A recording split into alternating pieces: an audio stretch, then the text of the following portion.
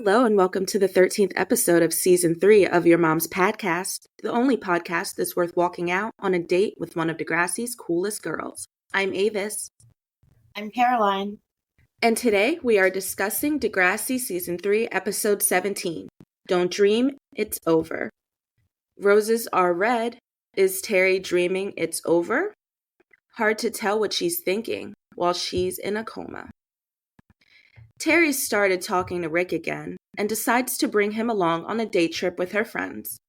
When Rick overhears Paige calling him a psycho, things quickly escalate and Terri finds herself in the hospital. Over in the B-plot, Sean's seeming homophobia turns out to be a poor articulation of the very normal want to spend time alone with his partner.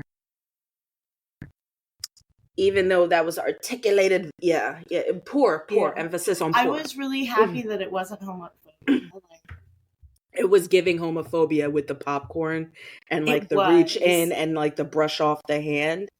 It's like it's two guys just eating popcorn next to each other and between it. This is not gay. There's no gay here. That's what it was giving. But yeah. I'm glad it wasn't. Two bros chilling in a hot tub 5 feet apart. 5 feet apart. Not gay. But they're not gay. No, and I mean, I feel like Marco, I like that these episodes are getting more insular in the way, like they are giving us the little heart-to-hearts that are a little bit deeper than, okay, this is what it looks like, and then we delve deeper, versus this first season. If this was a first season episode, we would have gotten none of the conversation with Sean and Marco.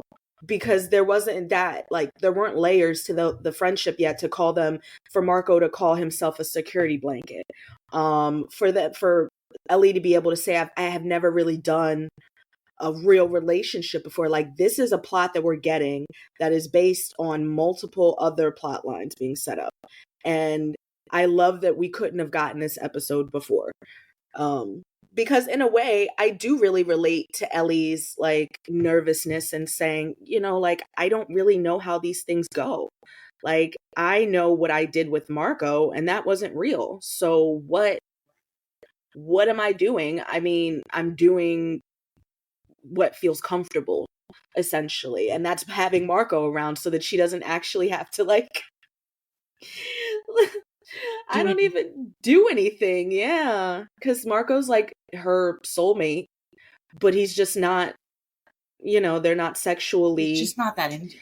He's just not that into you. And I think maybe that's why I think Ellie is enhanced as a character for me in relation to Marco, especially in this episode, because it's just like highlighting how some people don't have soulmates that they fuck. Some people have platonic soulmates and they are just as valid, if not, and like sometimes they stand the test of time better than those, romantic slash sexual partnerships. And I really like that about their friendship, that, I mean, for the toxicity it started out with, that it actually does emerge as like a pretty healthy friendship, especially with Marco saying, you can't use me as a crutch to avoid emoting and being in an actual relationship where there are stakes and, your feelings are actually involved in a way that is respectful to you. No, it's good development. It's a terrible plot. Okay, here's my thing with this plot. So Sean, he's like, okay, you want to come to this movie that Ellie obviously doesn't care about, over this film festival or whatever the fuck that she was it a film festival? It was like a Bollywood double feature. A double feature. I don't think it was actually Bollywood. It was Indian films of some sort, though. Okay. And she, of course, she says yes because she's like, oh, I do want to hang out with him. But then she gets there and Jay, and I know it's supposed to be a double date, but Jay and Alex are there and like he's upset. Neither of them communicate very well. No, like nobody's like she shouldn't have brought Marco, but like I don't know. I don't know. Maybe it's just tell your boyfriend you have plans already. Say, look, I'm really sorry. Marco and I have plans for this thing, and like I know it's the premiere of your thing, but your thing's going to be playing for months. yeah. I'll go see it with you. Yeah. Go see it with Jay and Alex. I'll go see it with you again. But like Marco and I have this thing, and it's only this Friday or whatever night. That might just be too reasonable for Ellie, though. She does this whole thing where she pauses and she really does thoughtfully, like, think about what she should tell Sean and then decides to just say, no, it's all good. Instead of saying, I'm going to tell you that Marco's coming. Oh, yeah, I'm just going to bring him so that you have no choice but to accept him coming. Surprise. It's like... And he's like, this is not a throuple. I would like to be dating you. Right. Which, I mean, you get where Sean's coming from because it definitely is like, okay, you had a chance to communicate with me. I specifically came to your co-op to communicate with you about something I'm really excited about. So couldn't you have, like, done a woosah and just said, I already made plans with Marco at the very least? Because she already did a pause. So she could have done a pause and a woosah, gathered her anxiety, and then actually just told him. And Sean, I feel like, would have appreciated that more than having to be on a double date or a throuple date with Marco. Like, this is one of the reasons though that I don't like Sean and Ellie is like they don't really have fucking anything in common. No. It's like, and I mean, like they're not the same kind of edgy. No, they're not. They're very, and like, they don't really have a whole lot in common. Right? She doesn't want to sit through Extermination 27 or whatever it is any more than he wants to sit through a like foreign film double feature. Right. Like they're just two opposite ends of a spectrum, I suppose. I don't see them listening to the same music. I don't think so. I mean, if we think about the episode, like they really didn't have any interaction before Take on Me. So it's like, would they have, if Take on Me did not use the trope of that the Breakfast Club has established of different cliques coming together and learning about, one another and then ultimately departing with some sort of relationship, if not just a tie to each other forever. I don't know if they could justify Ellie and Sean being together, because how else would you have introduced them? Like, there were just no other, like, up until this point, like, they don't exist in the same, not even social sphere, but it's just like they don't connect anywhere. There's nowhere where they would have run into each other. I would even say even in the halls of Degrassi, like she has to go out of her way to find him because he's in the shadowy part of Degrassi where apparently the janitor doesn't change the light bulbs. Oh my God, that light bulb was driving me insane. I'm like, this is insane. Driving me bananas because I'm like, excuse me, why? Is this the one part of the school that's like, oh, this is the bad part of town? So we've got to, not where the shots are fired, but this is where we've got to. No, maybe if you fix the fucking light bulb, people wouldn't be breaking into the fucking vending machines. Maybe. There wouldn't be flashing shadows in which for them to. Crazy, quite frankly. Right. Quite frankly. Like, put them on edge real quick. That's a way to piss me. A blinking light really does, like, oh, it makes my skin crawl in a way. Like, I just can't stand anything like creaking, blinking. All right, stop, because I feel like you're going to manifest shit for our trip. Don't do it. No blinking lights. Oh, hope no. Hell no. Sorry. I don't like to manifest anything that's going to really, especially in a car. No. But, no, God, I wasn't even thinking about the car. Jesus. Oh, what were you thinking about? I was thinking like the hotel or our placement at the convention. Oh, girl, if there's a leaky pipe, I will be on the case. Okay, don't worry. I cannot stand a leaky pipe, and they shall fix it. I'm an owner. I pay for that shit. But yeah, sorry, that bass in my voice was not necessary. But yeah, the fact that she has to go out of her way just to find this man, um, makes it clear that they just don't. She's doing pieces on him. She sees him as like a subject, as something she's so far from that she has to study him. You know, and I think they have, like, they don't have shared trauma yet. But I do think they have, like, trauma bond. We know Sean's parents are alcoholics too. Right, they do. Right, they do have that trauma bond. Even though they haven't shared it yet, there is that level of like seeing feeling someone like uncared on your. for. Sean doesn't have it as much right now because he's still got Tracker, handsome ass Cameron. He does, but he will feel that pain one day. Yeah, one day, and, not too far in the future. You know, they're just two crazy kids alone in a crazy world. But like, they have nothing. Like, I feel like Emma saw him less as a project than I feel like I agree with that. And it's actually, to be fair, I think, I don't know if I hope I'm not like retracting on things, because I think that watching the show in the critical lens has really like changed, not even changed, but either solidified or completely thrown me off of previous opinions. I never really cared for Sean and Ellie. I just didn't think that they had the spark. I thought that they looked cute together, but I never thought that they were the most meaningful relation. It's kind of just the most meaningful relationship that Ellie gets to have. Unfortunately, it's not the most meaningful relationship that Sean gets to have. As far as the meaning and as far as the relation to each other, I actually think that Sean and Emma have way more in common than Sean and Ellie ever did. Like, at least like they were in the same class, so they got to develop, you know, similar interests, and not even, and like maybe affect each other with their just being around Emma's each other. Raised and by more a single parent. Sean is right. raised by a single 20-something-year-old mechanic. Right.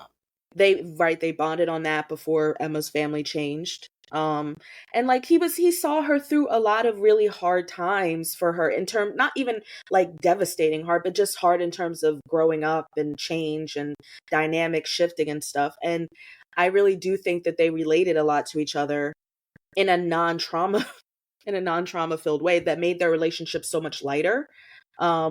While not being like shallow. Like, it's not like they had a shallow relationship. They actually did go through some shit together for how young they were.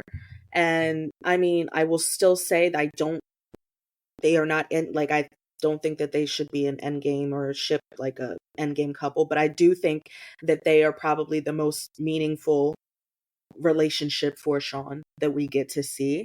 And it's like, for Ellie and Sean, you would think that like a couple who goes on to like cohabitate would be way more intense and have a lot of layering and stuff. And I just wasn't cohabitation, like, it was out of necessity. Right. I just mean like developing that dynamic and like having that added like adult responsibility. Like, living with someone makes you know someone a lot quicker and in ways that you really wouldn't know them otherwise. Mm-hmm. And I mean, you would think that that would allow them to like explore depths that Sean and Emma didn't, but that's not the case for some reason. Either we don't get to see it, or I actually don't think it exists. I don't think it's just that we don't get to see it. So it's like, Ellie is like, my favorite pairing for her is still Marco, unfortunately. Like, I really love her and Marco. I think that Marco brings out the best in her. And their depth is, it's very hard to match. So I do appreciate how he's like, you know, you need to kind of look at yourself in the mirror and realize that you are not ready to leave this chapter of our friendship behind, where you lean on me instead of being in real relationships. So, which I appreciate. Yeah. Took a while to get there. Took a while to get there. It's a satisfying B-plot in a lot of ways. It's not a satisfying relationship. Maybe I'm wrong, but I don't really recall it ever becoming a satisfying relationship. No, me either. No. But like, it's fine. It's definitely, it is, again, like, I don't know. It is exactly fine. It is exactly fine. I'm glad that it's not like a super ridiculous plot. You know, it's not Toby trying to find out if Terry's a mind reader.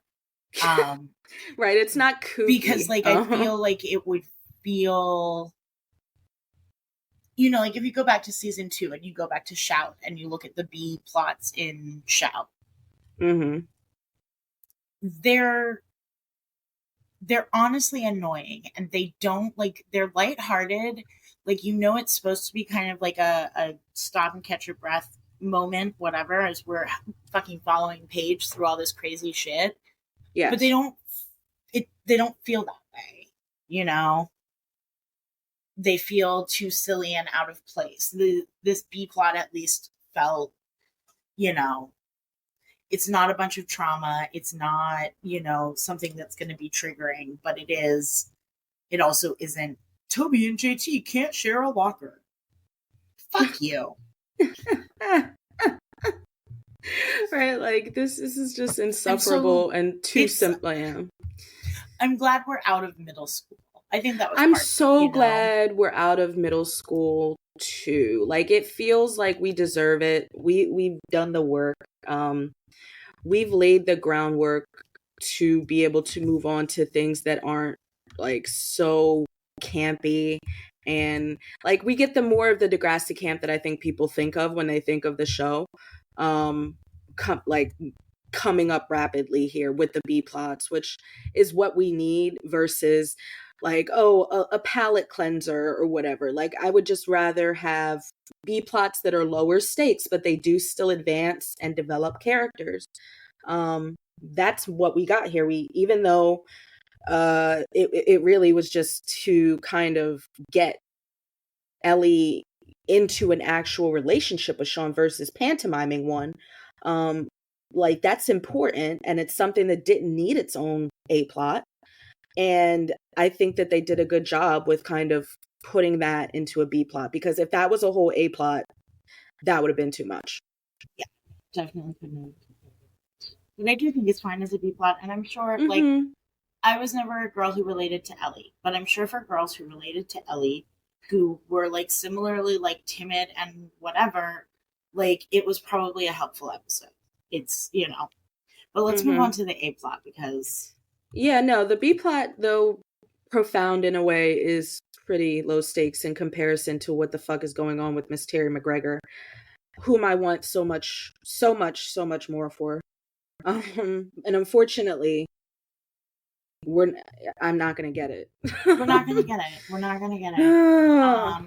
I want to start off by pointing out some fuck them kids theory, because it's right at the top of the episode. And here's the thing: I know what, you know, the non-believers are gonna say is that Rick came up to Terri, Quan didn't partner them, and how would Quan know about their past and whatever? And, like, okay, maybe. Except I think that Quan is also, like, Emma status, lurking up in the halls and the windows of Degrassi. I agree with that. We just don't see her because she's actually good at it.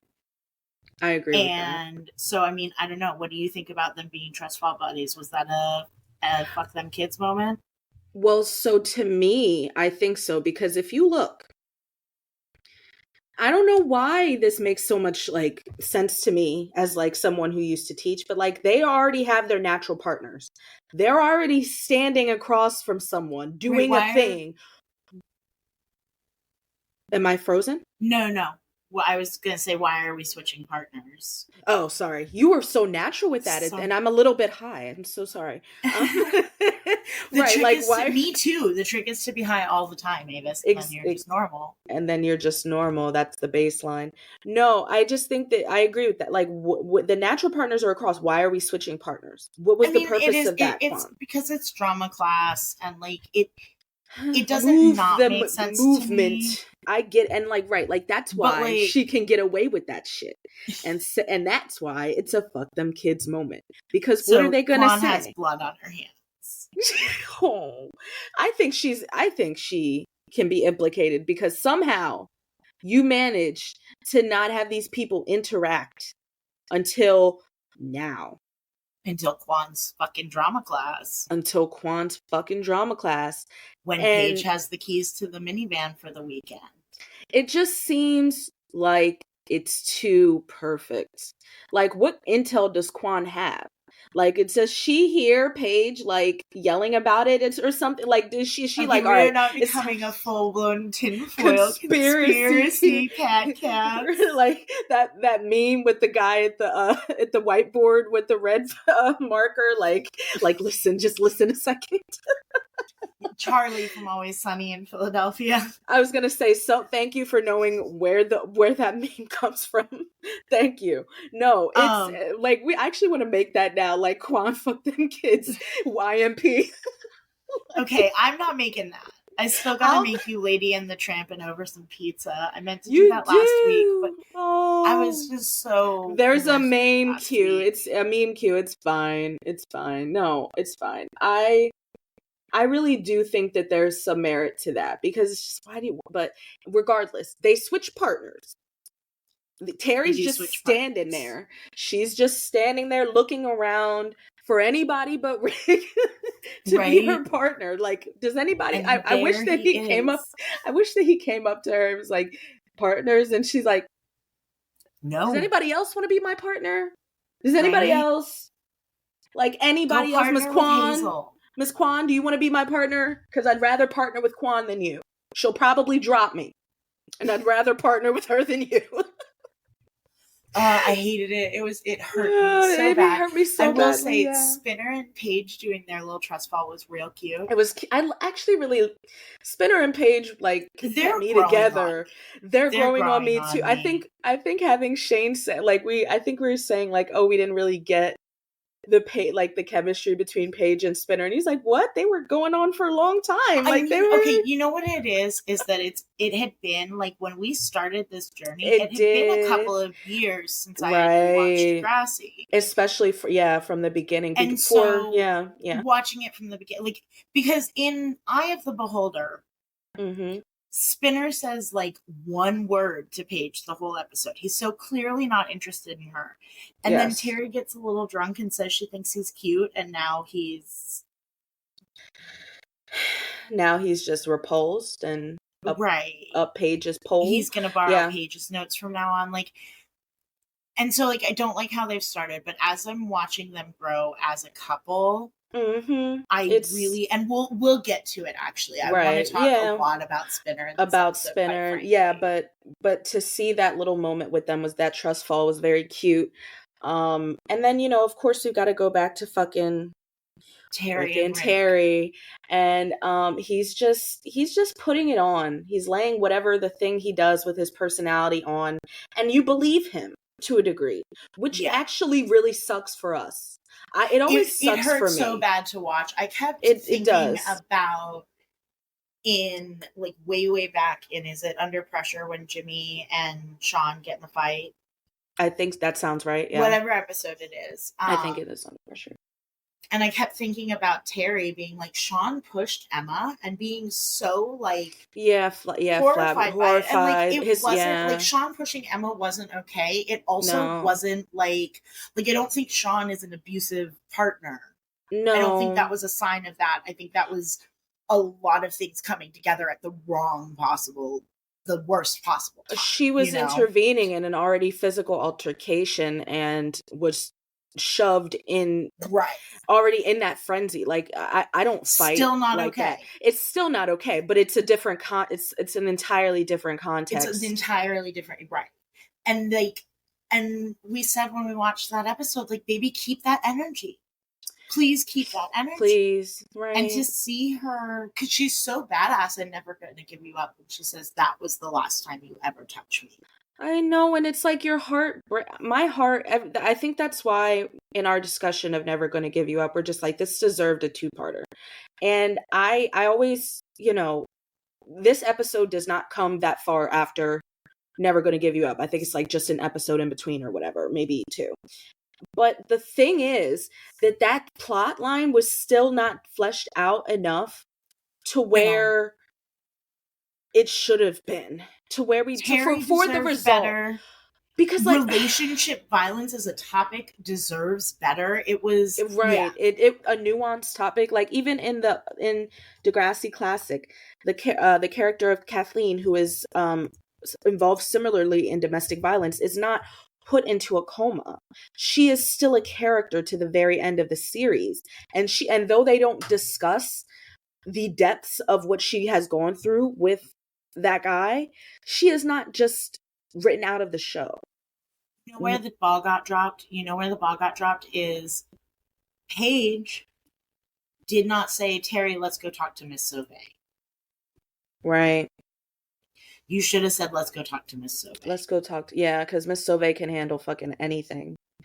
But I guess, like, well, and you would think that Paige now, like, because she's got her understanding of trauma and the lasting effects of trauma would understand, but it's not like it's definitely not Paige's fault, like, by any stretch of the imagination. Even the way she says it, I love, actually, it made me really think the way that she says, we thought it was under control in the hospital with Terri's father. To me, it felt so much like, I think the whole premise of the show is as parents not being there and adults not being there to like solve problems all the time, that kids really feel like, and I mean, I remember somewhat of what it feels like to be like, okay, it's me against the world.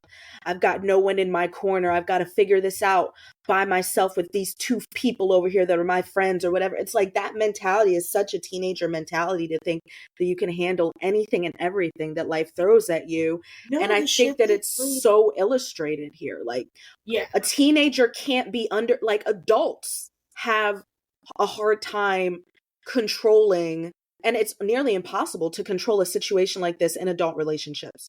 They end in very similar ways. So, and it's like, what could they, like, there's only so much you can do, right? Like, Spinner was absolutely right. Once Rick was at the dot, Rick was coming to them to wherever the fuck they went. It looked like a campground. Yeah, a campground. It's yeah, not like important, some sort of park. But they, like, yeah, wherever they were, there's Rick's picnic coming, tables. because if we leave him alone, if we leave him behind, Terri stays. Like, Spinner was can we respect that moment too with the friends that be like that are like the round table of the friends? We've got some shiny yeah, we do. Like, this is a solid friend group, and everybody pitches in saying, like, we cannot leave, especially Hazel. Hazel's like, am I hallucinating? Like, I am not doing this, but also I'm not leaving her to be vulnerable to him again.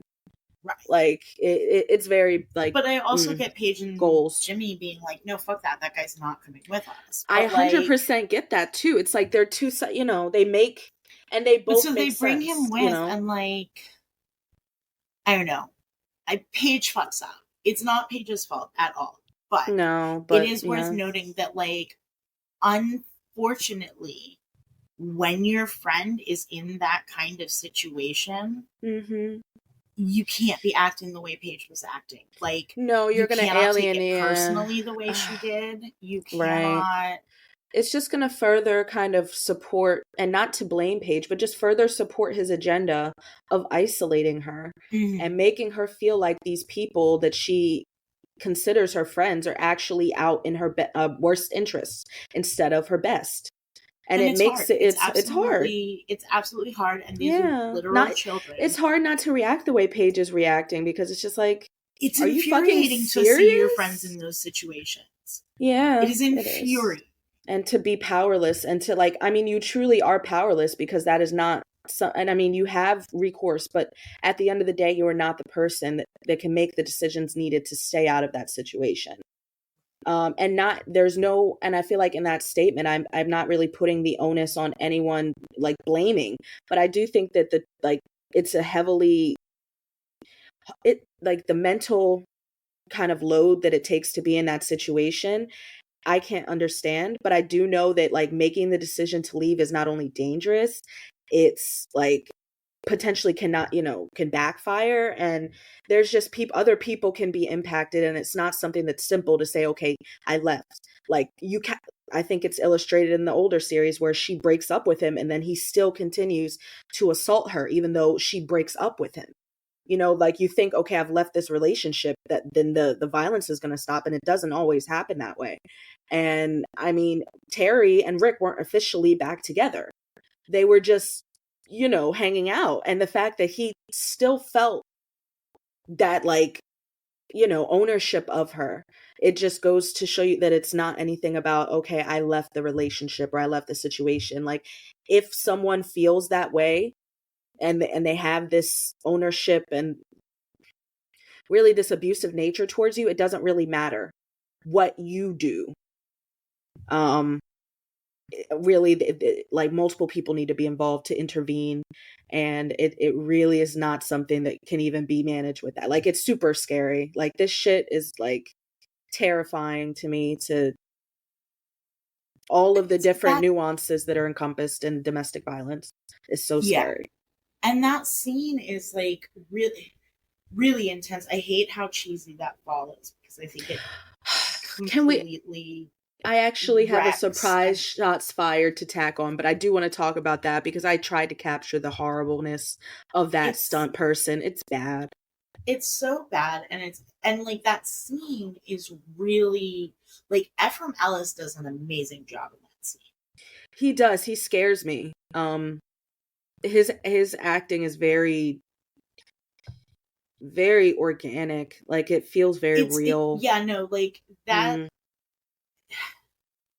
I thoroughly believe that, like, Ephraim Ellis has a whole backstory on Rick. Oh yeah, right. Like that, you know what I mean? Like, he's done that character work. Yeah.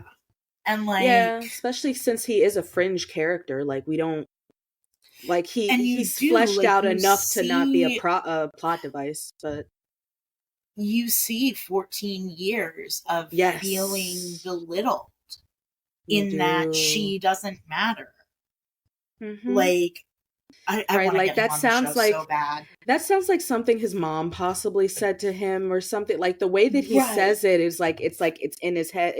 That would be amazing to get him on the show, like, especially before time stands still. I've been following him on Instagram, and I thought of you the other day because he had, like, I saw he tagged his mom in something, and you want to know what his mom's name is? Beverly. Jerusha. Pineapples. Jerusha! Oh shit! I love that! Right? A Jerusha in the wild. Oh, beautiful. Oh, I've seen that name, like, thrice in the wild since you and I talked about Superstore. Geeked about Superstore. Oh crap, that's so funny. It's a sign. But no, it's like, and I want to, like, I know that this is a difficult thing to talk about. It's a controversial thing to talk about. I want to say, first and foremost, fuck Rick. Fuck Rick. None of this is okay. No. And all of it is very tragic. Like, who Rick is tragic. Yes. And like, on one hand, like, deal with your shit. On the other hand, he is a child. Yeah. It's definitely hard to be an adult and kind of look at this and see how, even though you can tell, he's one of those kids that you can tell it just has such a hard time relating to other kids his age. He has such a hard time. Like, he struggles, and the things that he says don't land. Like, the kids just make fun of him or other him. And as someone who has been othered before, it is the worst feeling to be othered.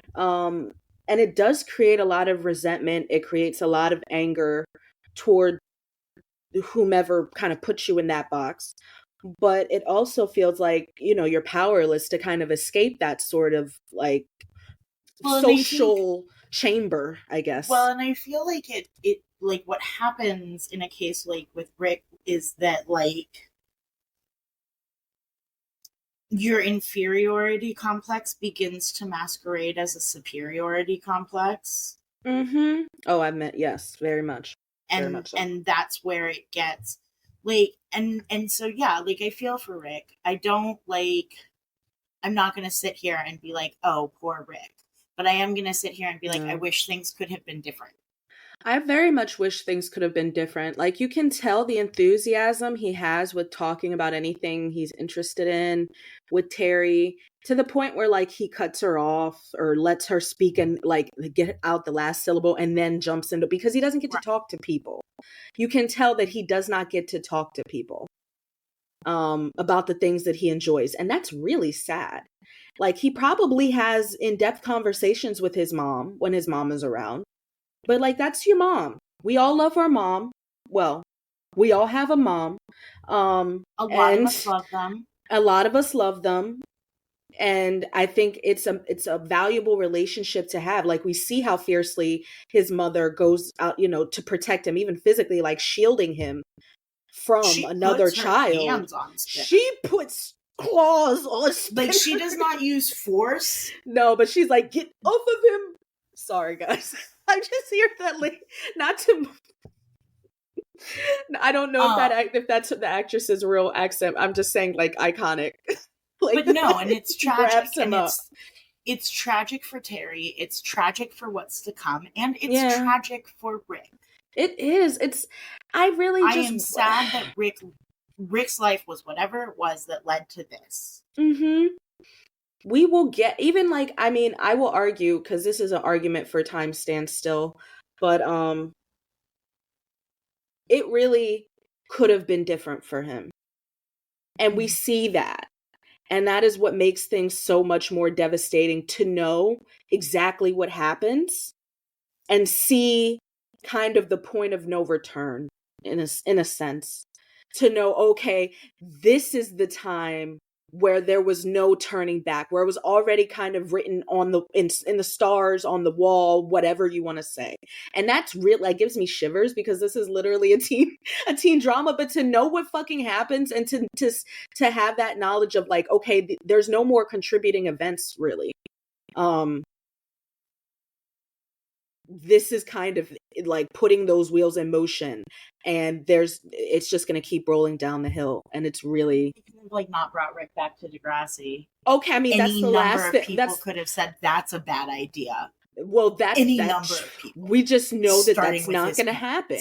Is right. We just know that that's not, for some reason. He's like, Degrassi, I want to go there, and that's it. Like, that's it. Right.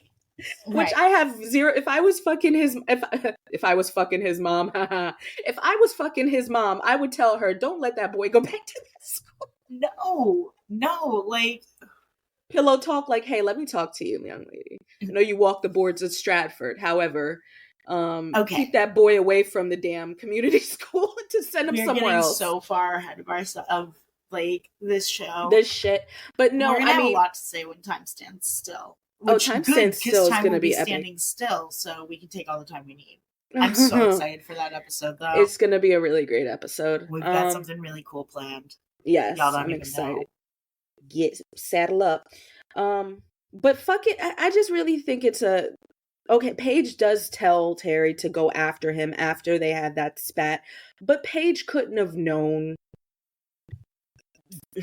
I don't think Paige. I think as soon as she said that, she regretted it. Like, you can see it on her face. Like, fuck. Why did I just say that? She could have done better, but I understand why she didn't. Like, it's frustrating. It's very frustrating. It's very hard. And Terri is not. Terri wants someone, you know, like, and that's not like, that's something that I feel like that is the most consistent part of her character, is that she would like to be with someone. Her friends are all around her are pairing off and having these great, cute double dates and relationships and stuff. And she's just the fifth wheel, like, and she loves all of them, but she's like, it's different. Like how Hazel says, she's like, well, obviously you're coming, you'll be with all your friends. And she's like, well, it's not the same, is it? You know? No, very much so. And I feel like even just like hanging girls is different. Is different, right? It's because they've got boyfriends, and their boyfriends are best friends.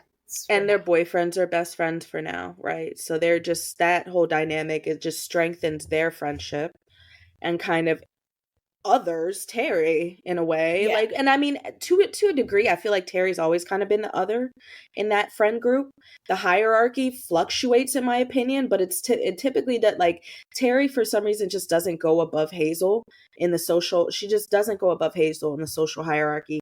Hazel is seen as the second to Paige, and even though Justin Take on Me, we got that whole bootlicker taunting and stuff, but like she is still seen of like maybe less, Well, and slightly she's lesser, not but even equal like, social she's not status. Ashley's shadow anymore. Ashley's got Ellie. Ashley's Like, got Ellie, right? So she's no, not. I get all of, we're so fucking robbed of Terri. We were We so are. fucking robbed of Terri. And it's actually really sad to like really think like this is it for her.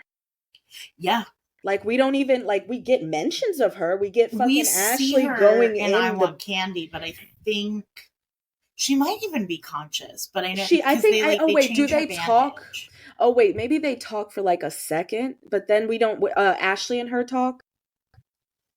If she's conscious, I'm not sure she's conscious. Not sure. We'll get there when we get there. At some points in this fucking episode, it like in the very beginning of her in the bed, it looks like Christina Schmidt, Terri, but then like toward the end of the fucking episode, it doesn't even look like her anymore. It looks like that was just like an extra they put in the bed. Did they not want to pay to have Christina Schmidt lay in the bed? They're like, just put some heavy bandages on her. No one will notice. Can I say too, I'm gonna miss Mr. McGregor. Oh, he is such a gem. He's so heartfelt. He's one of the best, like, he manages to be like the best in every scene he gets. Like he's a very classic actor. Like his face acting, his like I genuinely believed him when he was talking to Terri in Eye of the Beholder and just saying like you're beautiful. Like you don't, like why wouldn't you have a date for the dance? And like he's so earnest and he loves his daughter so much, and it's heartbreaking to see that that's not always like fucking enough. It sucks. But he like his like saying after Paige says we thought it was under control, he's like, well, does it look under control to you? And even him lashing out is very respectful and like full of pain. He's out of line. He's hurting so. He is out of line, and he's going it alone because he's a winner. He's going it alone. He's already lost a wife. Now he's looking at potentially losing his child. He's got probably little in the way of a support system. Right. Like, they say the McGregor family, but like, it's really just. It's just happened, it's just, maybe his parents are flying out. Maybe he's got a sister. Maybe he's got, But like, his support system's not readily available. Like it's him in there. Right. And that's like, I can't imagine anything scarier. Like that is scarier than a pit full of snakes. And I don't have children, and I'm never going to have children, and it's still terrifying. Right. I just to know like you can tell he's such a loving dad, and that he affirms her all the time, and just that he wanted like I feel like as a parent there must be some kind of like, okay, you do want things for your child, especially things they express to want for themselves, and maybe he didn't see things about Rick that he could have noticed. But like I feel like that's maybe him wanting what she wants. Like if you like it, I love it sort of thing. Like this seems like a good guy. I want that for you. Rick definitely strikes me as the kind of guy who can charm a parent, especially he can charm. Yeah, like, he can very much charm. Yeah, like, he has trouble with kids, but he's better with adults. Right. In terms of like, I think adults just tend to find him less off-putting. I can definitely see a dad being like, "Oh yeah, this kid is great." Yeah, he's very like gentlemanly. That dad's like that sort of thing. Like he's like you like that sort of, okay, this guy is going to be respectful when it comes to my daughter, and they take the time to shake my hand, all that hullabaloo that my dad used to fucking look for in dudes. I'm like, don't even worry about it. It's not going to last long. It's just fuck. I'm just trying to bone. Yeah, it's so bad.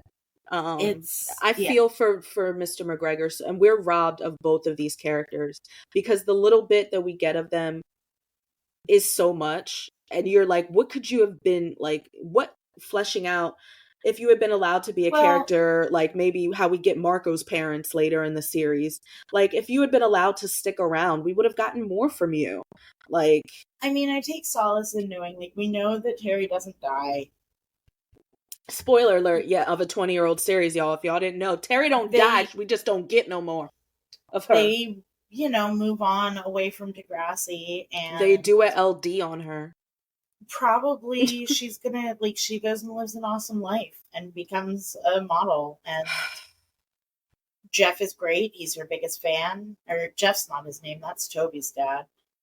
Yeah, whatever that is Mr. Toby's McGregor's dad. name is great. He's her biggest fan. He falls. He looks in like love. he could be like a Gary. He could be a Gary. Or like a Gary. Ted. I would trust a Ted or a Gary. Gary Although or Gary Ted McGregor and Ted McGregor are both horrible names. They are. But Ted and Whatever Terri his McGregor. name is. Ted and Terri McGregor. David. That's cute. David. But now I'm thinking 6 Feet Under. David McGregor is a little bit more of a solid for to accompany John. the mouthful that is McGregor. Yeah. But anyway, Mr. McGregor. They move elsewhere. Terri, they move like to Toronto, not the outskirts. Terri becomes a model and an advocate for victims of domestic violence. She goes to a normal school that is not cursed. And they're living their best lives. She never gets a social disease. No social diseases for her. Yeah, no. Terri gets a great stepmom who, like, loves her and supports her and, like, could not love her more if she had known her from the moment she was born. It's beautiful. Terry's great. And eventually she gets a loving boyfriend, maybe towards her senior year of high school, because she needs some time. Yeah, for herself. From that coma. She got to recover, and she also got to do some things for Terri. Some stuff just for her, and not motivated and trying to get nobody. Once you have found solace in yourself, you will never seek it outside of yourself. we wish the best for this young lady. Because Spinner consistently through this episode, I love Spinner because first Spinner. We've got him being like, no, we can't leave him behind. Yes, right. Him being the outspoken, like, if we leave him behind, I have the feeling we're leaving her behind too. Mm-hmm. Like, we can't do that. And then I love him when Paige, like, is trying to push towards them having sex. Mm-hmm. And he immediately is like, nope. Right. He's like, we're not doing this. You're upset. You're not right. You already have clearly. Like sexual trauma. This is not something we're taking lightly at any point, and now is not the time. Man, that was another thing that I couldn't help but think about was like, poor Paige, like, does not need more trauma. She doesn't. And just like, I really think it's Paige, like, she goes through a lot in this show. But I think that it's kind of, we don't always, I don't know if we talked about when she looks down and sees Terry's blood on her hand. Her reaction to that is just like, oh my God. Like, she just, I think to hear it, but then to see it and be a part of it, it's a completely different thing. To know someone is truly capable of this level of violence, that you've interacted with, and then against someone that you love, and to just have the levels of interaction and involvement in this situation that Paige does have must really be like traumatic. Also, what is with this weird fucking cinderblock garden? I was gonna say, what the fuck do? They just go back there and smash cinder blocks with hammers, go smashing shit, because he kicks that. His foot's gotta hurt, okay? Like, his foot, he's wearing those little soft skater shoes. Those, like, they have no fucking, they're not even those cardboardy type shoes. Those that you felt the weight of that cinder block on your foot. Oh my gosh. But to, just to throw it back to what you're saying about, like, Spinner kind of thwarting Paige in her sexual advances, like, I think it's so right of him to do so, because she immediately gets angry. And, like, that you can tell, like, she's fueled by the wrong things. Like, she's wanting to do it I don't like, it's hard to, I feel like, put myself exactly in the mentality, but No, it's that need to feel something besides what you're feeling. And like, it's yeah, very real. It is not the way to have your dissociation. first time. And props to Spinner for knowing that. Because you know what? He probably wouldn't mind feeling something besides what he's feeling Right, too. feeling something besides what he's feeling. Yeah, And maybe it's then, that like grief or yeah, that just you're and overcome then with. I, Yeah. I love him in the end. And like, okay, so this is a thing we've seen twice now from Spinner. When he wants to fight Dean, Mm-hmm. and then now him like wanting to hit Rick. Yeah. And I think that it's a thing a lot of people struggle with, and I think it does tend to be more men than women.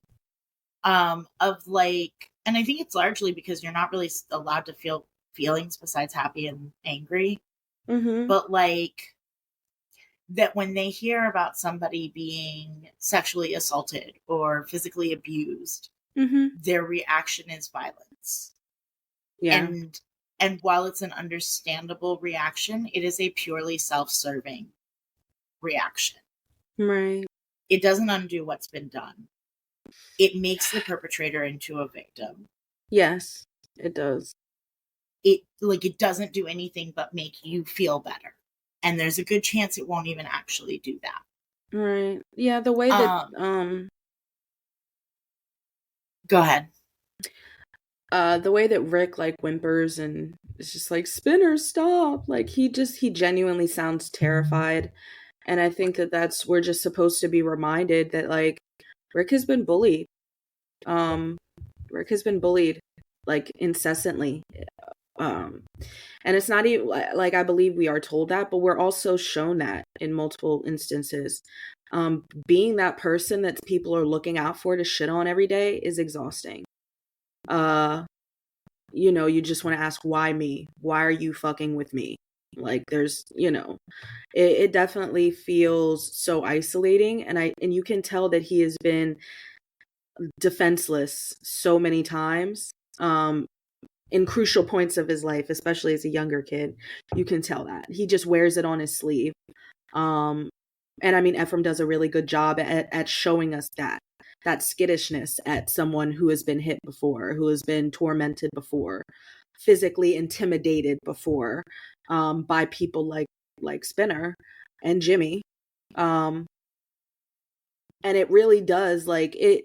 Again, it's not an excuse, but bullying is like extremely harmful, and there's a reason why primary schools, or if you're broad, I say primary. I read a lot of literature from across the pond, but or elementary schools, when you have those foundational years. That's really why there's a lot of push for like no bullying. And I mean, schools kind of have their hands full with cyberbullying, because that was not a thing for that was not a thing for me until like maybe high school, and I was like, I'll just walk away from the motherfucking computer, man. I And have you no. can't in the same way.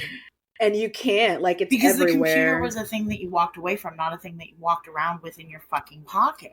Correct, right. Yeah. It's very different. And even then, to have your like physical confrontations with people that don't like you is like, that's the old fashioned mode of bullying. But then to up the ante and like not be able to escape it is the new age. Then you can't. It's in your house. It's anywhere you go to seek enjoyment. You can't really escape it, which sounds like a fucking nightmare. But I really think that the detriment of bullying just isn't fully understood until things happen like they do in this storyline, in this eventual storyline, because then people start to reflect and say, okay, I really did play a role in this, because this person felt so othered that by years of being grinded down and beat, and not to excuse that. Like, there are many other avenues there are many people that have been bullied and do not commit violence about it, myself included. I was very heavily bullied. But Did I I mean, commit violence about it? No, I didn't. I think it's like anything. Like, we are all traumatized and we all cope with it in our ways. It's like you look Right. at like people who look at addiction and they're like, well, I had a hard life and I'm not a junkie. Exactly. And like, cool. That's good for you. Do you want a cookie? Know, there but for the grace of God go I. Mm-hmm. Like, you lucked out and your circumstances were what they were. And like, and not to take away all accountability, because there is absolutely accountability there, but like also you can only do so much with the tools that you have. Right. And some of us aren't given a full set. Most of us aren't given a full set. Right. But There's some of us shit are given missing. like a teeny tiny wrench and that's it. Right. Yeah. And like, absolutely. And it is still beautiful imagery. Very, yeah, no, but actually. But treating people like shit is also inexcusable. Right. And like, I mean, people, I really think that I'll never say this to my kids, the whole sticks and stones may break my bones, but words may never hurt me, because that shit is false. It's dismissive as fuck. Words are dismissive. Fuck. I have have some people hit me in my lifetime, sure. But like the words that people have said to me carry like way more than, and I sometimes am like fucking shopping in Sam's Club and I'm just in the middle of an aisle and I zone out thinking about the time somebody called me right. Right. This, whereas like I can think back to like a time that I have been physically injured and be like, oh yeah, that sucked, but like I can't like conjure the feeling of right. fracturing my wrist. But I can conjure the feeling. Emotional scars, man. Like, no, Sticks and Stones is such a bullshit. Yeah, and it's dismissive and it's harmful. Yeah. I mean, I think that's a quote, like someone might forget what you did for them or whatever, but they'll never forget how you made them feel. Something like that. I know that made them feel. Last part is the right part. But that's 100% like kind of how I live my life, because like you never know, like an offhand comment, something that you said in anger, like that could stick with someone. And those are the things that like make me look at someone and feel a different way about them, because like, we can, maybe that's why guys can kick each other's asses and then they're friends later. Like, do we want to kick each other's asses and then, then we're good? I don't endorse that, but maybe I understand a little bit more through this conversation. It sucks. It's shit. It's shitty like, either way. People need to stop being shitty to people. And I think that I see a lot. I'm trying to be less chronically online, but like a thing that I see a lot, like back when I still had Twitter, because my Twitter feed was like, a lot of it was shit I didn't agree with, because Twitter was where I went to go and be a fuckhead, Many exactly, people, but like many people did the same. I mean, for the good fight, but like I was not bringing my best self to Twitter. So you see it in a lot of discourse, but like seeing it in like discourse, most commonly right now surrounding like using proper pronouns and not dead naming people and shit like that. Yeah. And an argument that you see a lot against treating people with like basic decency and respect is that like the world is a mean place.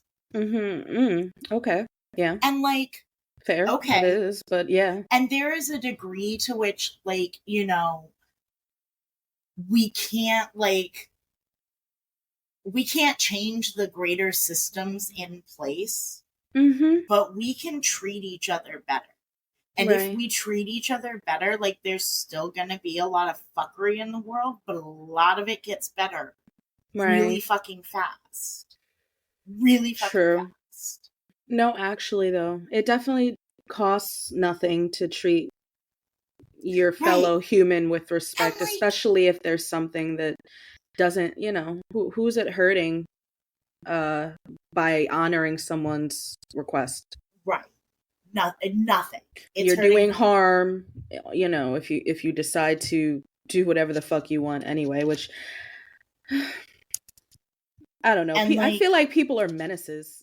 People are just and I mean, I think like don't feed the trolls. We're all severely traumatized and hurting and like whatever, but like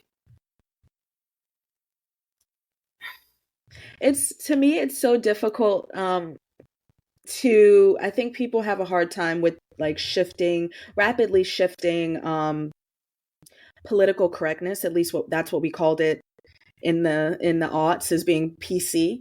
I'm sure there's a different term now. I don't keep up with it. I just try to keep the sentiment the same, of kind of thinking about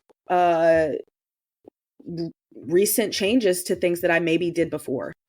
And a lot of times it doesn't affect me. A lot of times it doesn't affect me if someone says, okay, you might have known me, and I use cisgender woman pronouns, and now I'm going by they, them, non-binary pronouns. Cool. You like it, I love it. Like, I'm like, what does that do for me to say, fuck you, I'm not going to do that? Like, what kind of, and I feel like that's just going out of your way to kind of create an environment where you're saying, no, I won't adapt. No, I won't honor someone with basic respect in regards to what they want to be called.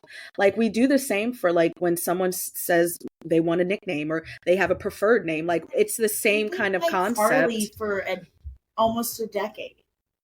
I went by Siva for a solid year, and that's my name backwards. And then I was like, no, I want to be Caroline.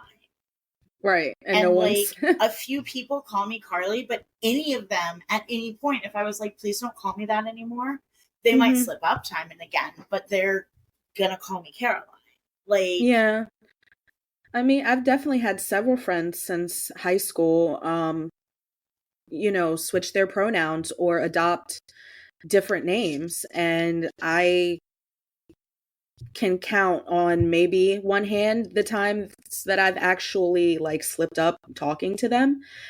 And it happens. And it happens. Like, I don't want to speak for, like, as somebody who is cisgender as fuck, like, it just is what it is. I don't want to speak for other people, but like, in my experience, the people that I know who are trans and non-binary, like, if you fuck up their pronouns and it's a genuine fuck up, like, they're not going to be upset about it. Right. Yes. Maybe it hits them on the wrong day. And so, like, yeah, they feel a little something about it, but they're also like, it's not some long-term thing that they're going to carry. If you're genuinely trying, if you're genuinely trying, and then you're making an effort to kind of, going forward, you recognize that you slipped up. This for me, it's always so not about pronouns, though. It's not. We definitely we love a tangent, but we are making fabulous time. I think we only have a little bit more discussion of the A-plot before we segue, because I mean, I kind of think we've hammered it home. We know what happens with Terri. For now, she's badly bandaged in a fucking hospital bed. Well, I wanna talk about Spinner a little, because that last scene. So after he, wants to him and Paige, Rick, and then he's off with Paige, and he's like, "I'm just like him. I'm violent," and she's like, "No, you stopped yourself. Like, you're different. You're different." And I think it's a very, like, powerful moment for Spinner to have very early on in his life, of like seeing the direct effects that violence can lead to. And not that he doesn't fuck up again, but like, I don't know. I think Spinner learns a lot this episode, and I like that. He does. He learns a lot, and he advocates. And he really does do a great job of not only stepping in for Paige, but also stepping in for Terri, and just trying to make it like that it's nobody's fault here. I really think that's the biggest takeaway that I have, is just like, it's nobody's fault, except for Rick's fault. But like I'm saying, like, everyone else feel like they, at least Paige and Spinner, kind of lament that they blame each other for the situation even being able to happen. But I think that I always think during that scene, like, okay, maybe if it didn't happen at this time, it would have happened at some other time, and maybe you guys wouldn't have been there to actually help Terri. That's always my thought, is just like, what if it happened when they went on a picnic or something, or did something by themselves. And Rick just took off into the woods and then like he fucking does, scurries away, doesn't Although, call. to be fair, he is trying to help Terri. He just doesn't have a cell phone, most likely. Probably. He probably does not have a cell phone. Spinner had to run and grab his. They were not something that everybody had. So it's possible that he would have maybe tried to go get help. But like Terri says, where they, like, maybe they're not even probably anywhere near where they live. And her saying, like, it's far, like walking home is far. So we'd have to assume that because Paige wanted to use the car to get out there, that they're not anywhere really near home or help, so to speak. Like they don't know where they are. This was also they're probably pre-GPS. Yes, this is also pre-GPS. So maybe he doesn't know where the police department is. And in that time of trying to do that, who knows what would have happened to Terri? Right. If they were alone. And like there is nobody to blame but Rick. And then Rick's too far removed from like your people that like you can be angry at Rick, but it's also somehow not enough. Mm-hmm. And there's also really like there's not enough people to be angry with. Right. There's so much anger and hurt in a situation like that. And like I don't know. I love these kids. I know. It's so hard. It really is hard. And they're kids. Like none of them but Rick are to blame. Like even Paige, like yes, she did not handle that situation well. No. But Terri and Rick probably would have walked off anyway. I think so. And he wouldn't have been as heated. I don't think it would have been as heated, but for Rick, it doesn't take very much for him to get heated doesn't. With her. It really doesn't. It was doomed from the minute she told him not to sit on the car. It was doomed from the minute that all of their body language showed that none of them wanted him. That none of them wanted him there, and he knows that. He recognizes that even though Terri may want him there, that doesn't mean anybody else does. Right. And they're not going to hide it. They have reason to not fuck with him. Yeah. No, it's... But Spinner definitely comes through in this episode. And I mean, I think to an extent, Paige comes through this episode as well. Like, she has her moments where I'm just like, Paige. But I really do think she's always coming from a place of like, it's outrageous that you let this fucking guy back in your life when he has hurt you. And maybe her outrage comes from like, as someone who's been hurt, we need to stay away from the people who hurt us. Maybe that it's that simple. Like, yeah, no, definitely. And that difficult. That can be really difficult. Mm-hmm. Because it's a completely different situation than Paige's trauma. But I mean, it still feels close enough for that to be a plausible line of her thinking.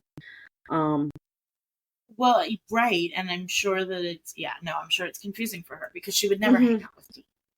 Right. It's confusing for her.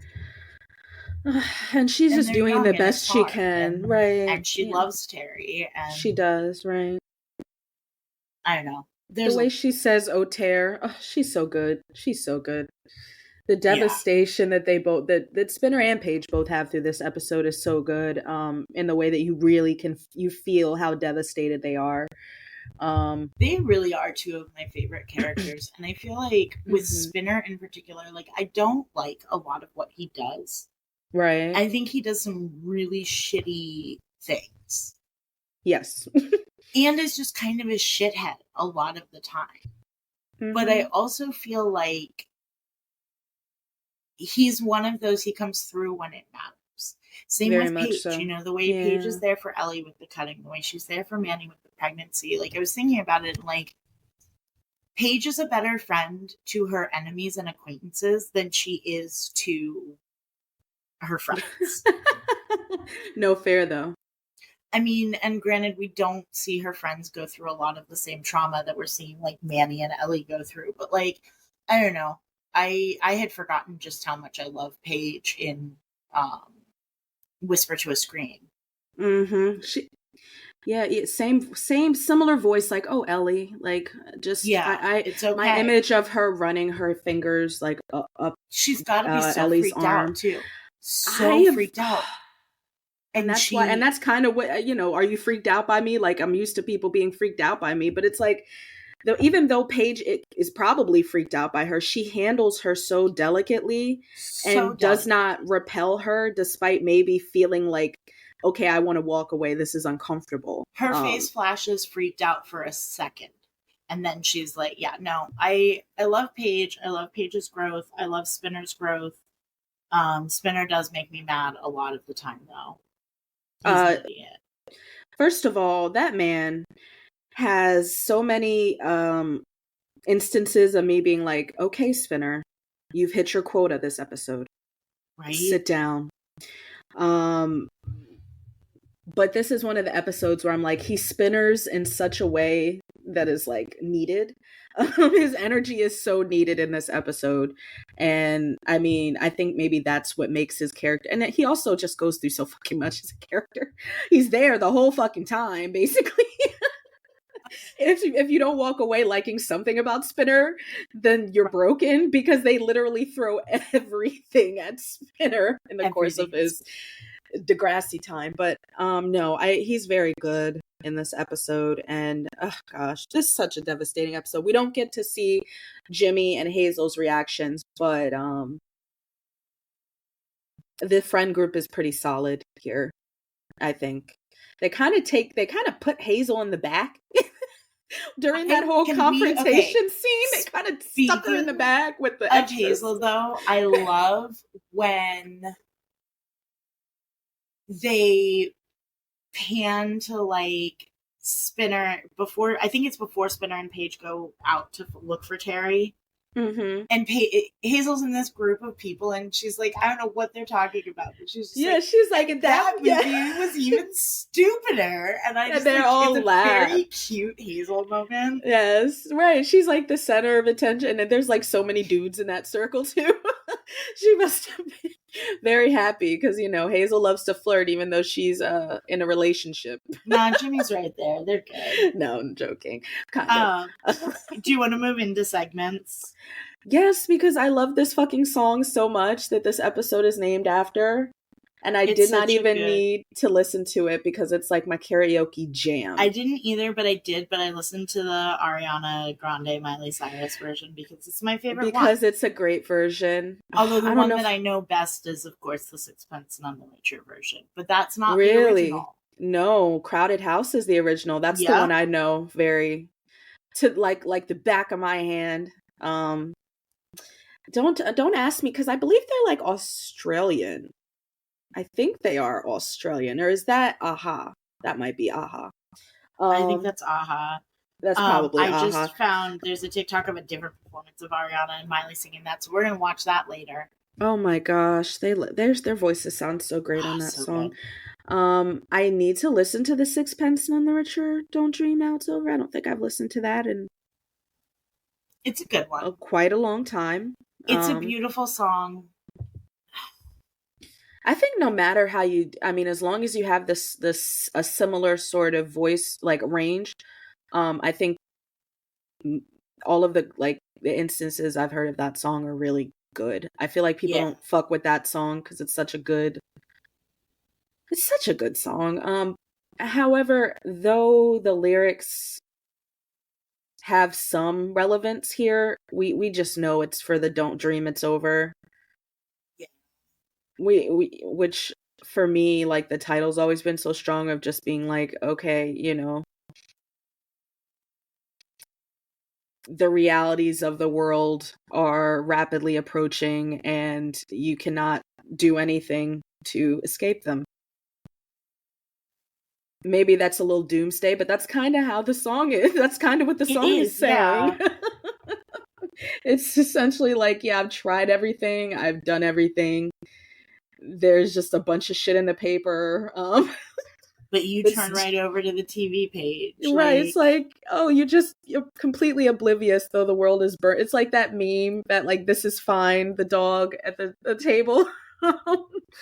Yeah, so we might as well be together. Yeah.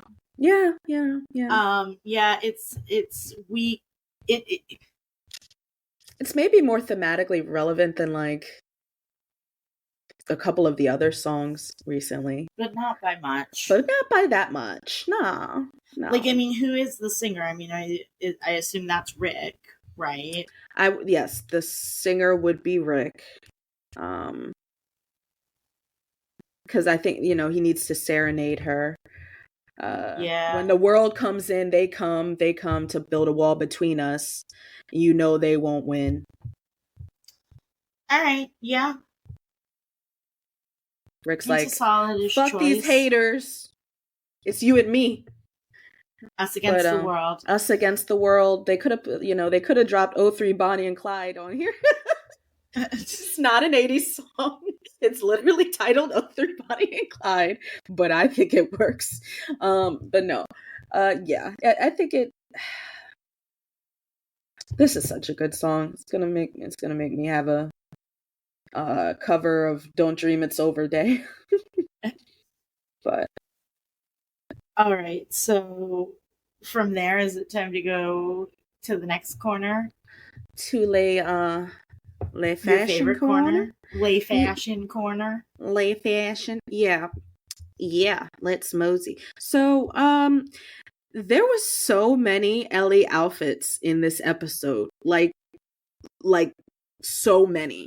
Okay, but she also like repeated her first outfit and her last outfit. I was gonna say, did they think my hawk-eyed ass would not notice that like she's wearing that heavily studded belt?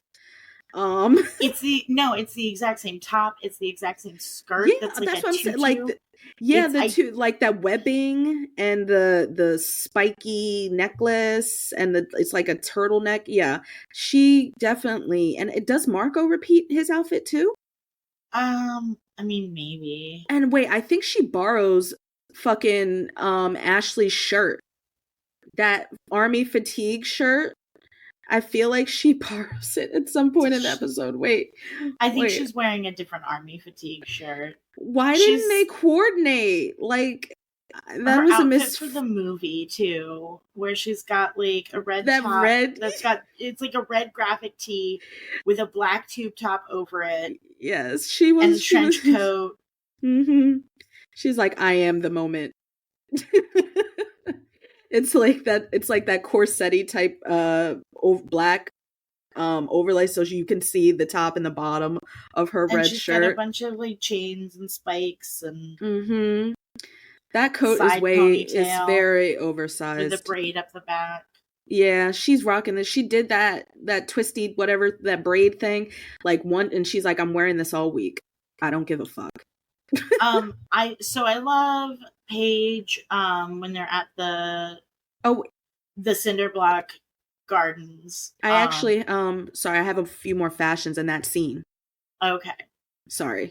I just feel like going back and forth. You're good. Alex's outfit, because we also get Alex's first line ever. Is it her first line ever?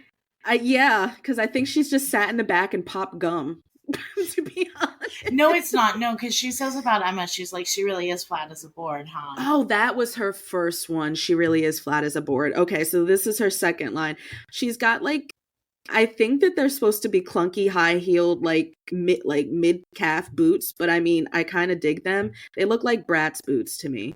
And a mini skirt and her matching jean jacket, and I feel like it just looks like they're still trying to figure out what character Alex is going to be, because this does not look like what the future Alex that we get to know is going to wear. She is strictly wide leg jeans only. But then I feel like Marco's outfit as well. Like, they look like they could be a couple, Marco and Ellie at the movie theater. I hate Marco's outfit.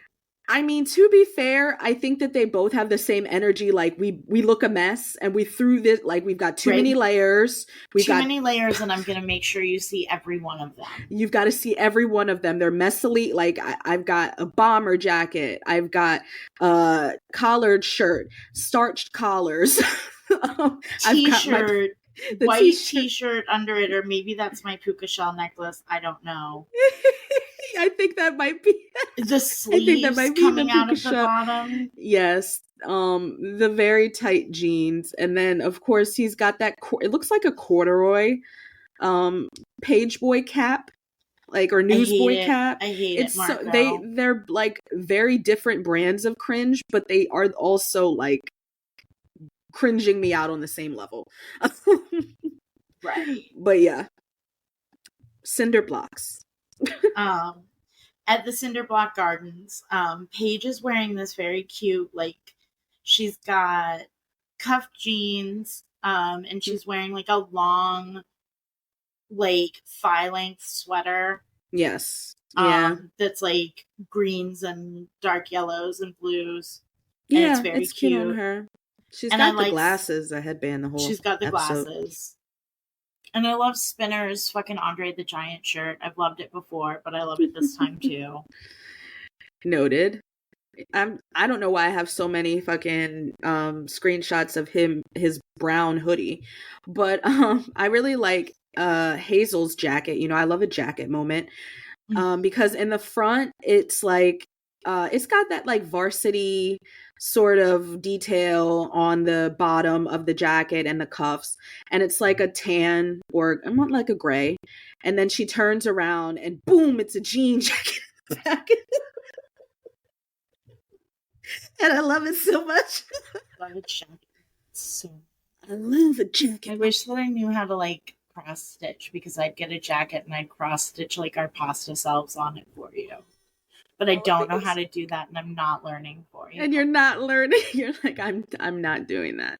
No. And why is this the needles. last? They're so small. Well, I'm fair. I don't want that for you. Thank you. I appreciate that. I'm upset that this is the last episode, or the last mediocre Terri outfit we get, and there's just not one, except like I feel like there's not really an outfit for Terri that I feel like tops, or is the top maybe her Eye of the Beholder dance it's her outfit. Dance outfit, and it's her cabaret outfit. Her cabaret outfit. No, she looks cute when they perform Poor Thing. And she looks cute when they perform Poor Thing. She's probably still wearing those fucking white New Balances, though.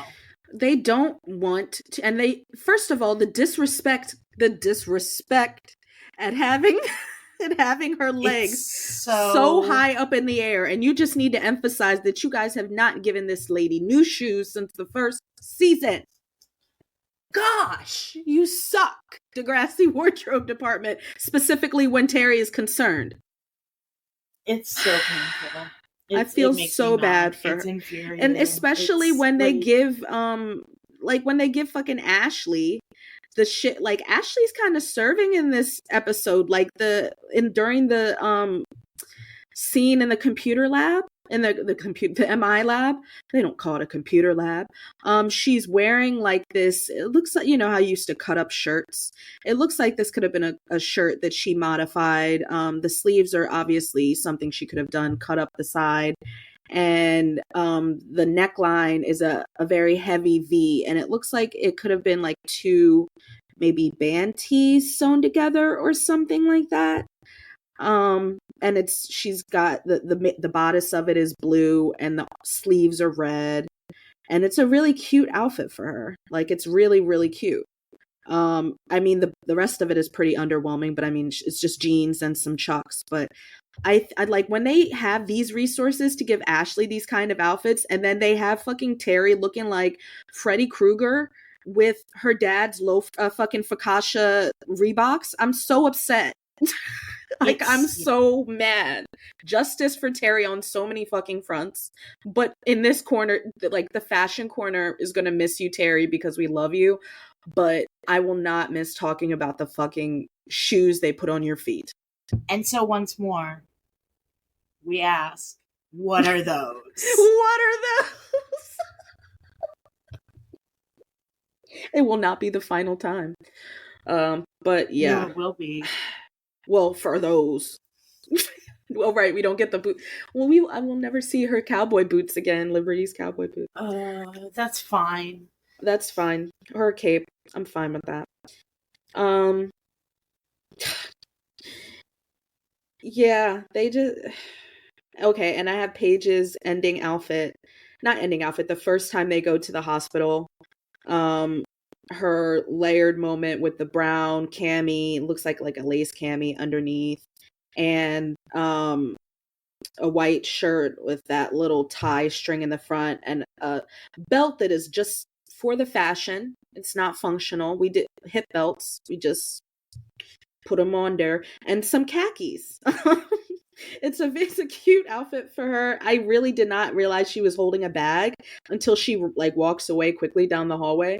But her bag is also really cute. It looks like it's got some sort of brown pattern, but she's tucking it so tightly under her arm. I can't really see much else. Did you have the ending outfit? What pages in it? Yes, that jacket. Yeah, that jacket. I don't know that I'm saying that I like it.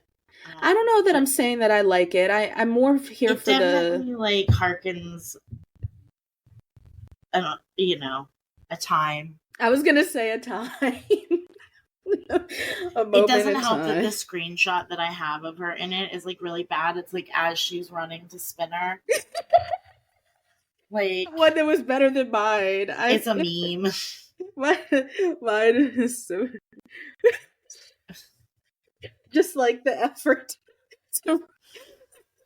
Right. Yeah, no. Oh gosh. No, should we... Ellie Nash, you are an outfit repeater. Right? Yeah. In 1 week, Ellie. In 1 week, Ellie. You think no one's gonna notice because you got so many layers? Well, we noticed.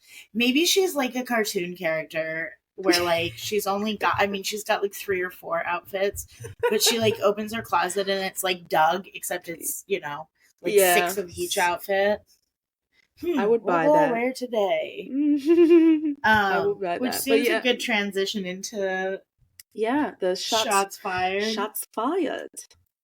Pew, pew, pew, pew, pew, pew. Shots fired. You want to just back and forth it? Let's do it. My first one is when Sean walks into Caitlin's conference room, and he says security cameras. I thought tape recorders were the next big thing. It's cute that they can make fun of themselves now. Right? My first one is Marco saying, "I'd hate to miss a minute of elimination round, whatever."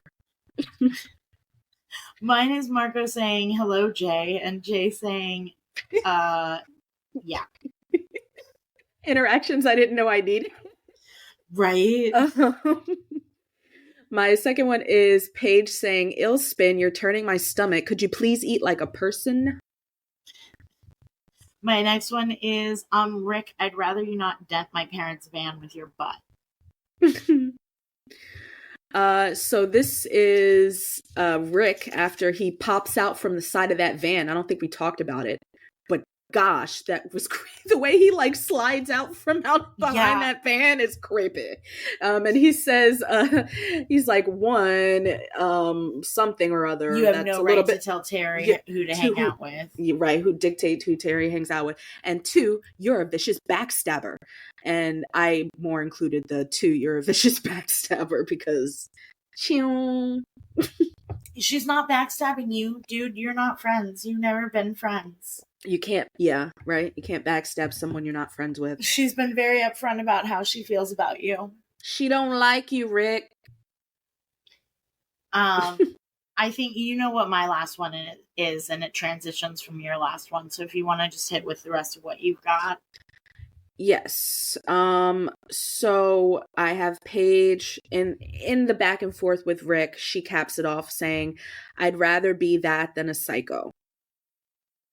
And then my next one is Sean telling Ellie, "What? I just wanted to spend time alone." And Ellie saying, "Got your wish." And my last one is Paige and Spinner in the car, Paige saying, "If I'd have left him, none of this would have ever happened if I'd left him at the dot like I wanted to." And then Spinner hits her with, "I'm not the one who told her to go off with him." These are not fun shots fired, which oftentimes shots fired are. These are hurtful.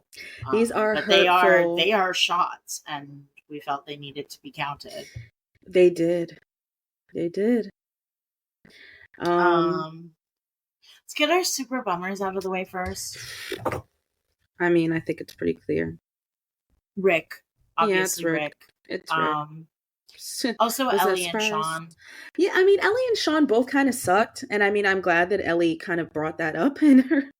She's like, I did, suck. I'm not been a good girlfriend, but you suck too.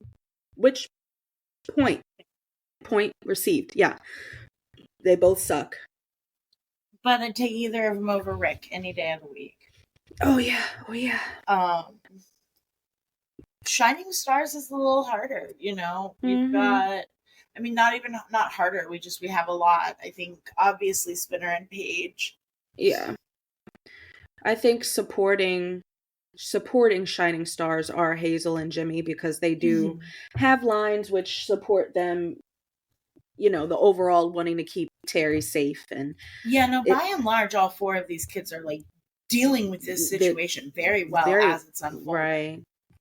As it's unfolding, absolutely. I think Marco, for me, is a shining star because he really does. Like, I don't think that Ellie would have arrived at that. We fucking love to see Marco, Ellie get told about herself. Oh, well, yes. I mean, I think that when it's in a loving way, it really does go much, farther for her. And I mean, that she's only going to listen. She doesn't really listen to people like she listens to Marco anyway. Why should anybody extend her that courtesy when her version of the loving way is first rule of puberty? Take a shower every day. Yeah. I hear her voice in my head sometimes, and I've been out of puberty. But no, I think that it really, like I said, he brings out the best in her. He really does kind of save their relationship, her and Sean's relationship, before it even really got off the ground. Because it would have just crashed and burned without him, encouraging her to grow a little bit. So we love it. We love growth. Do love it. Was it growth that she was pushed into? Yeah, but sometimes we need a little push, Sometimes we need a little pushy poo. I think that's fine. Growth is still growth. We do. But yeah, I don't. Snake. Yes, Snake handled the whole thing very well, but I don't think he was the shining star. He's not a shining star. I just love Snake. We do. Manny love Snake, and I did. Manny wasn't in this. Emma wasn't in this. I wouldn't have given it to Emma, even if. Don't like Emma, sorry. But if Manny was in here, she's got very limited time to just be a shining star because she's starting to ruin it for me. Yeah, Manny's been kind of suck for a while, but damn it, you ruined it. Right, we love her, but we were rooting for you. We were all rooting for you. How dare you? I think this one's a no-brainer, but Avis, my friend.